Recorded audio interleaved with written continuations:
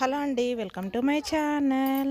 Brahmamudi serial ముందుగా కావాలనుకుంటే నా ఛానల్ని లైక్ చేసి సబ్స్క్రైబ్ చేసుకోండి. చాలామంది అయితే చూస్తున్నారు కానీ లైక్ చేయడం లేదు. ప్లీజ్ సపోర్ట్ చేయండి, లైక్ చేయండి. మీరు లైక్ చేయడం ద్వారా ఇంకొంతమందికి చేరుతుందండి. మీరు హెల్ప్ చేసిన వారు కూడా అవుతారు. ప్లీజ్ లైక్ చేసి సబ్స్క్రైబ్ చేసుకోండి. థ్యాంక్ యూ అండి.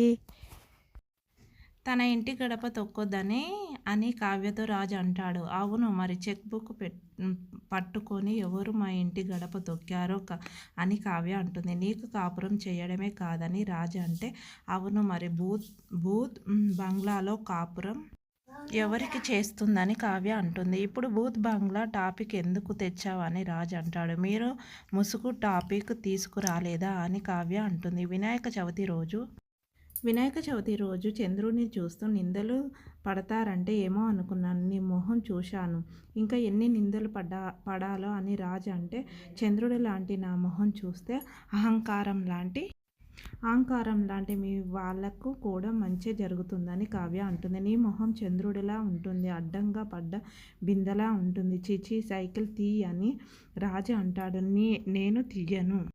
మీరే కారును పక్క నుంచి తిప్పుకొని వెళ్ళండి. సైకిల్ని అడ్డంగా పెడుతుంది కావ్య. దాంతో చేసేదేం లేక కారు పక్కకు తిప్పుకొని రాజు వెళ్ళిపోతాడు. కావ్యాన్ని తిట్టుకుంటూ వినాయక విగ్రహాలు చూస్తాడు రాజు. అన్నీ చూసిన రాజు ఆఖరికి కావ్య చేసి తీసుకొచ్చాడు విగ్రహం చూసి అదే కావాలి అంటాడు. అది వేరే వాళ్ళు స్పెషల్గా ఆర్డర్ చేసుకున్నారు అని షాప్ అతను చెబుతాడు. కానీ రాజు వినకుండా అదే కావాలి అంటాడు.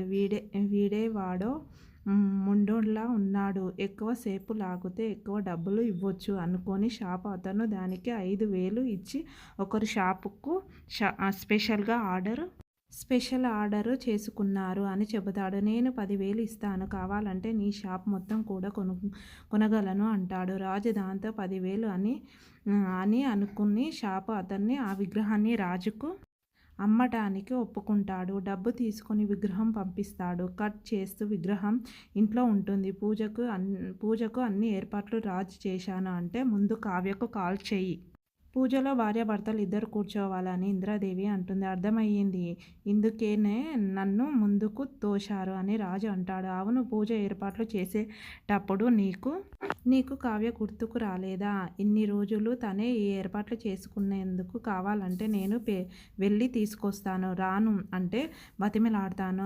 అయినా రాను అంటే 4 పెట్టి కొడతాను. 1 లాగి పెట్టి కొడతానని అపర్ణ అంటుంది. నువ్వు ఫోన్ చెయ్యరా అని సుభాష్ అంటే, నమస్తే వినాయక, ఈ ఇంట్లో భార్య పక్కనే ఉన్నాయి, వాళ్ళు పూజ చేస్తారంట. నేను మాత్రం ఒక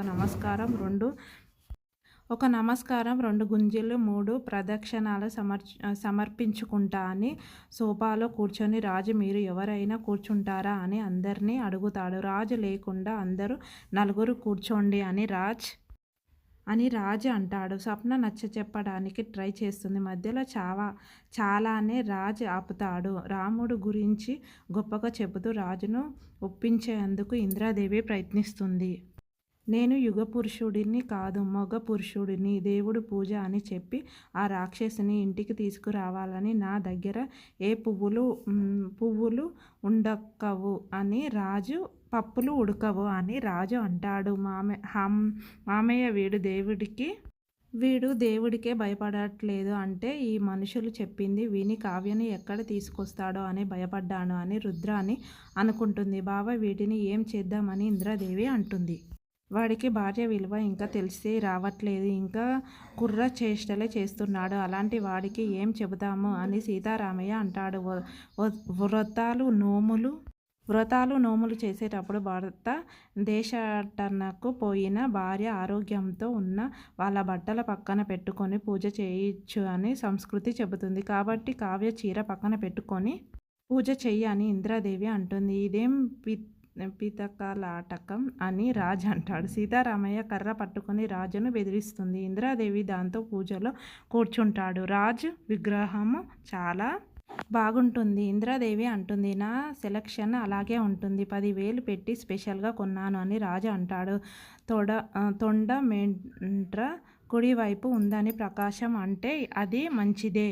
ఎడమ వైపు ఉంటే భోగాలు ఇస్తాడు, కుడివైపు ఉంటే మోక్షం ప్రసిద్ధిస్తాడు. అది విశేషమైన విగ్రహం అని ఇంద్రాదేవి అంటుంది. ఈ జీవకళ చూస్తుంటే ఎందుకో ఇది కావ్య తయారు చేసినట్లు అనిపిస్తుందని అపర్ణ అంటుంది. నువ్వేం కళలో వెతకాల్సిన అవసరం లేదని అపర్ణ అంటుంది. కావ్య చీర తీసుకొచ్చి పక్కన పెడుతుంది. స్వప్న ఇంతలో కావ్య పిలిచినట్లు రాజుకు అనిపిస్తుంది. పక్కనే ఉన్నట్లు అనిపిస్తుంది. దాంతో కావ్య చీర ఉన్న పీటను దూరంగా జరుపుతాడు. రాజు దగ్గరగా పెట్టమని అపర్ణ అంటుంది. రాజు పూజ చేస్తుంటే రాజు పక్కన కావ్య ఉన్నట్లు అపర్ణ ఊహించుకుంటుంది. ఊహించుకున్న తెగ ఎమోషనల్ అవుతూ సంబరపడుతుంది. దాంతో దుగ్గిరాల ఇంట్లో రాజు కావ్య ఇద్దరు పూజ చేస్తున్నట్లు అవుతుంది. స్వప్న వెళ్ళి అపర్ణకు హారతి ఇస్తుంది. హారతి తీసుకున్న అపర్ణ స్వప్నను చూసి ఒక్కసారిగా షాక్ అవుతుంది. చుట్టూ చూసి బాధపడుతుంది. ఏమైంది ఆంటీ అని స్వప్న అడిగితే కన్నీళ్లు తుడుచుకుంటే ఏం లేదని అపర్ణ అంటుంది. స్వామి నా కొడుకు కోడలు కలిసి సంతోషంగా ఉండాలని కోరుకుంటుంది. అపర్ణ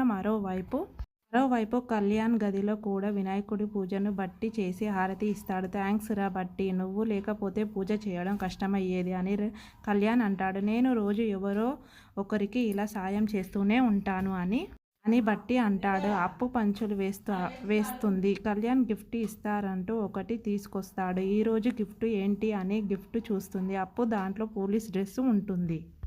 నువ్వు మర్చిపోయినావు, నీ గోల్ని మళ్ళీ మొదలు పెట్టాలి అని కళ్యాణ్ అంటాడు. అనామిక అవమానించిందని ఇలా చేస్తున్నావా అని అప్పు అంటుంది. కాదు, నా బాధ్యత గుర్తుకొచ్చింది. ఇల్లు గడవడం గురించి నేను చూసుకుంటాను. ఇవాల్టి నుంచి నువ్వు ఆలోచించాల్సింది ఒకటే, నువ్వు పోలీస్ అవ్వడం గురించి అని చెప్పిన కళ్యాణ్ ఆ డ్రెస్సును గోడకు వేలాడదీస్తాడు.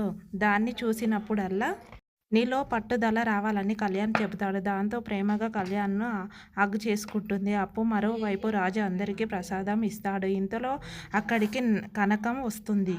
వదిన గారు అని కనకం పిలుస్తుంది. దాంతో కావ్య కూడా వచ్చిందేమో అని చుట్టూ చూస్తుంది. అపర్ణ నా కనకం ముందు భగవంతుడికి నమస్కారం చేసుకో అని ఇంద్రాదేవి చెప్పగానే నమస్కరిస్తుంది. కనకం కావ్య చీరను చూస్తుంది. రాజు ప్రసాదం ఇస్తాడు. ఏంటి పిలువని పేరంటానికి వచ్చావని రుద్రాని అంటుంది. ఈ సాకుతో కూతుర్ని అత్తారింటికి పంపించి వినాయకుడి విగ్రహం ఈ ఇంటికి వచ్చి చేరింది. నా కూతురు చేసిన దేవుడు ఈ ఇంటికి వచ్చాడు. నా కూతురు రాధా అని కనకం అంటుంది. దాంతో అపర్ణ సంతోషపడితే రాజు షాక్ అవుతాడు.